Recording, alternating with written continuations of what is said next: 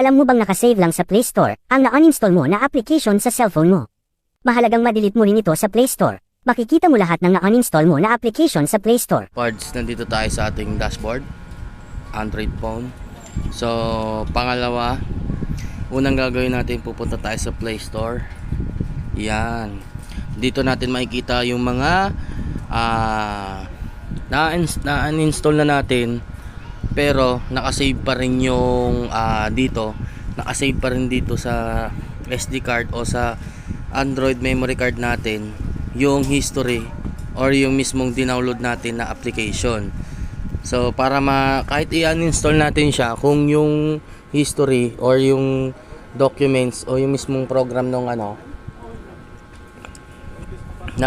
apps na in-uninstall natin nandun pa rin. So para ma-clear na natin at makadagdag bawas tayo sa memory card storage natin sa mga cellphone natin, pupunta tayo sa Play Store. Yan.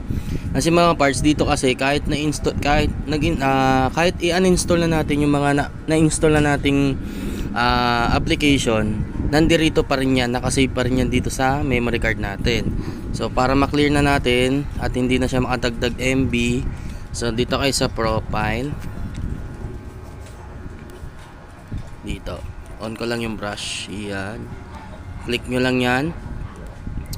And then dito, may makikita kayo ditong manage app and device. Yan.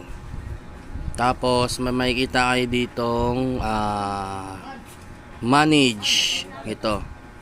Yan. Ito, manage. Yan. Tapos dito naman may makikita tayong saan na yun? Ito, meron dyan arrow, ito. Yan. Pindutin natin yan kasi install. Pag nandito kayo sa install, ito yung mga naka-install, di ba? Pindutin nyo lang yan, may lalabas dito, not install. Ayan. So ito siya. Kahit nakabura na siya dun sa install natin, nakasave pa rin yung MB niya, MB dun sa mga SD card natin, tsaka dun sa cellphone SB natin, tawag dito SD card natin, or yung tatawag na memory storage Android natin, nandun pa rin sila. So pagka hindi nyo kasi binura yan dito, tapos in-uninstall nyo lang siya, mangyayari nyan, na-delete nyo naman, na-uninstall nyo naman, pero hindi pa rin siya makakabawas ng MB kasi nandun pa rin siya sa Android natin na memory card or SD card. So para mawala na yan, lagay nyo lang yung check. Ayan, ito din. Tapos pindutin nyo lang tong delete. Ito. Ayan, pindutin nyo lang yan, remove. Ayan, so wala na. Balik tayo dito sa may arrow na yan, pindutin natin yan, balik natin sa install. So itong mga naka-install na to, ito yung naka-install mismo sa ating Android. So pwede rin kayo dyan, mag-uninstall din, i-delete nyo lang din kung ano yung mga hindi nyo na kailangan na application or apps para makabawas na MB na rin sa mga cellphone Android natin. Ayan, at saka lumaki ang storage natin, burahin nyo lang yan dito.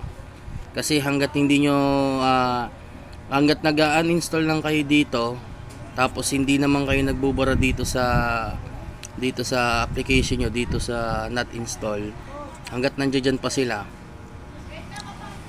nandun pa rin sila sa mismo ating cellphone. Yan, diba? So ganun lang gagawin yung mga parts, no? So kung may gusto pa kayong i-uninstall nyo. Dito kasi, pag dito kayo sa settings na to, pwede nyo na siya i-uninstall din, diretso remove or delete na. So ito na mga to, pwede rin ako magbura dito. Ayan, bubura na lang din ako dito para medyo tumaas ang aking MB o bumaba pa lang aking MB. Yan. So ganun lang gagawin yung mga parts. Malaking bagay ito kasi itong memory card natin, itong SD card natin is, ayan, kung makikita nyo, yan, 39, kanina nasa 58 yan So ang laki ng binaba niya. Hindi ko lang naipakita nung una, pero ito talaga yung totoo niyan. bumaba yung storage ng aking cellphone Android. Dating 38, kaninang 38, ngayon 39 na lang. Kaninang 58, ngayon 39 na lang, 'di ba? So, ganun lang gagawin niyo mga pards. Maraming salamat.